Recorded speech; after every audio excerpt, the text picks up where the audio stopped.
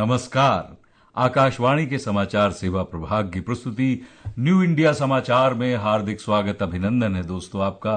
मैं हूं मुनीश शर्मा और मैं हूं विनीता ठाकुर। दोस्तों हम लेकर आए हैं आपके लिए आज 1 से 15 सितंबर का अंक।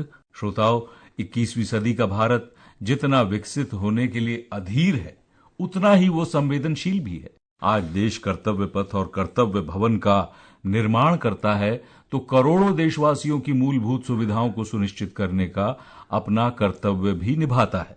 आज केंद्र सरकार समग्र और व्यापक दृष्टिकोण के साथ भारत के नव निर्माण में जुटी हुई है। देश का कोई भी भूभाग या जनजीवन आज विकास की धारा से अछूता नहीं है। जब इस 15 अगस्त को प्रधानमंत्री नरेंद्र मोदी लाल किले की प्राचीर से 12वीं बार राष्ट्र को संबोधित कर रहे थे, तब बीते 11 वर्ष में हुए कामकाज के कारण जन जन में राजनीति के प्रति विश्वास लौटने का संतोष था, तो भविष्य के भारत के निर्माण का दृढ़ संकल्प भी था। राष्ट्र प्रथम के मंत्र से विकास के नए युग की शुरुआत हुई तो नागरिकों के बढ़ते विश्वास ने सक्षम, सुरक्षित, समृद्ध और सामर्थ्य शक्ति से ओतप्रोत विकसित भारत के संकल्प को मजबूती दी है। भारत के भविष्य को गढ़ने का सबका प्रयास एक नए भारत की नींव का निर्माण कर रहा है, ताकि 2047 में सबका संकल्प यही हो कि जब देश आजादी के 100 साल मनाए, 2047 में देश विकसित भारत होकर उभरे। इस बार के अंक में 12वीं बार लाल किले की प्राचीर से ध्वजारोहण का कीर्तिमान और राष्ट्र को नई दिशा देने वाला प्रधानमंत्री नरेंद्र मोदी का संबोधन ही हमारी आवरण कथा बनी है। अगर दिल्ली में संसद की नई इमारत बनी है तो देश में 30,000 से ज्यादा पंचायत भवन भी बने हैं।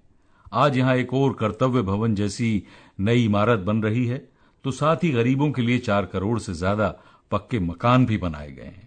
नेशनल वॉर मेमोरियल बना है, पुलिस मेमोरियल बना है, तो देश में 300 से ज्यादा नए मेडिकल कॉलेज भी बनाए गए हैं।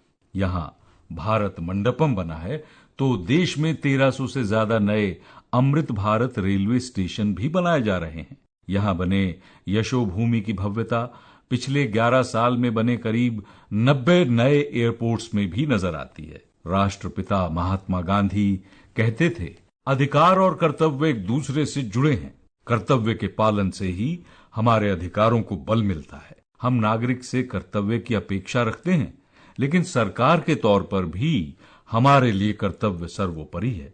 और जब कोई सरकार अपने कर्तव्यों को गंभीरता से पूरा करती है तो वो शासन में भी नजर आता है।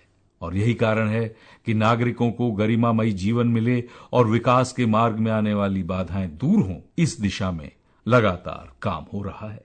आज भारत पुरानी सोच, पुराने ढर्रे को छोड़कर लक्ष्यों को तय कर उसे प्राप्त करने की नजर से चल रहा है। जिसका शिलान्यास वर्तमान केंद्र सरकार करती है, उसका उद्घाटन भी इसी कालखंड में होता है, तो भरोसा और भी मजबूत होता है।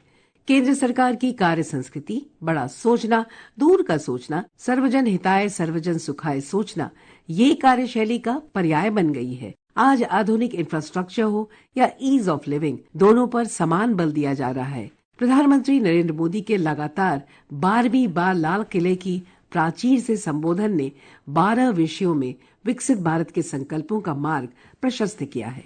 भारतीय शास्त्रों में 12 के अंक का विशेष महत्व है। शास्त्रों में 12 वर्ष की तपस्या का उद्देश्य साधक को आध्यात्मिक ज्ञान, आत्म साक्षात्कार में मदद करता है। ये ध्यान रखना महत्वपूर्ण है कि 12 वर्ष की तपस्या एक कठोर और चुनौतीपूर्ण प्रक्रिया है, जो हर कोई इसे करने में सक्षम नहीं होता।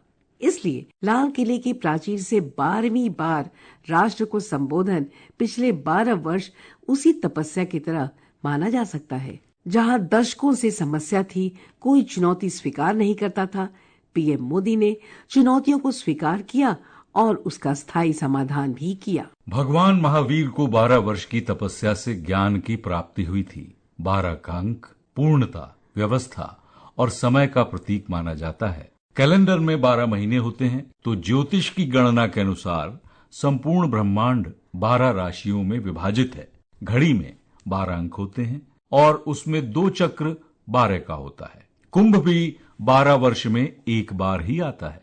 अलग अलग धर्म ग्रंथों के अनुसार ज्योतिर्लिंग 12 हैं, तो ईसाई धर्म में यीशु के 12 प्रेरित और इस्लाम में 12 इमामों का महत्व है। इसलिए प्रधानमंत्री मोदी का 12वां संबोधन भी 12 वर्ष की विकास यात्रा की तप तपस्या से निकला हुआ वो अमृत है, जो अमृत काल में भारत को विकसित राष्ट्र बनाने के लिए कटिबद्ध होकर नवनिर्माण की ओर प्रस्थान कर चुका है।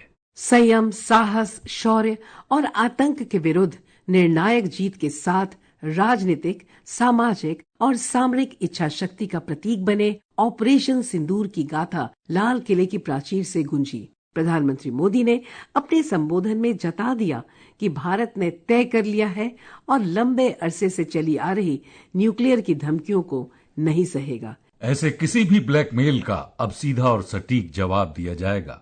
आगे भी अगर दुश्मनों ने कोशिश जारी रखी तो हमारी सेना तय करेगी, सेना की ही शर्तों पर, उसके निर्धारित किए गए समय पर और उसके तय किए गए तौर तरीके से।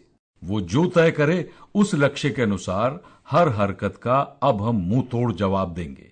इसके अलावा कोई भी राष्ट्र तभी समृद्ध होता है जब वहां का वातावरण सुरक्षित हो। इसलिए आज का भारत घरेलू और बाहरी दोनों ही मोर्चों पर सुरक्षा सुनिश्चित कर रहा है। इसके लिए मिशन मोड में काम हो रहा है। तो अब लाल किले की प्राचीर से सुरक्षा का सुदर्शन चक्र देश के सामने आया है। युद्ध के बदलते परिवेश में नागरिकों की सुरक्षा सर्वोपरि हो, इसके लिए 2035 तक सभी सार्वजनिक स्थल राष्ट्रीय सुरक्षा कवच से लैस होंगे। आइए सुनते हैं प्रधानमंत्री नरेंद्र मोदी ने मिशन सुदर्शन चक्र की घोषणा करते हुए क्या कहा था। आने वाले 10 साल में 2035 तक राष्ट्र के सभी महत्वपूर्ण स्थलों, जिनमें सामरिक के साथ साथ सिविलियन क्षेत्र भी शामिल है, जैसे अस्पताल हो, रेलवे हो, जो भी आस्था के केंद्र हो, उन्हें टेक्नोलॉजी के नए प्लेटफॉर्म द्वारा पूरी तरह सुरक्षा का कवच दिया जाएगा। ये सुरक्षा का कवच लगातार विस्तार होता जाए, देश का हर नागरिक सुरक्षित महसूस करे। किसी भी प्रकार की टेक्नोलॉजी हम पर वार करने आ जाए, हमारी टेक्नोलॉजी उससे बेहतर सिद्ध हो।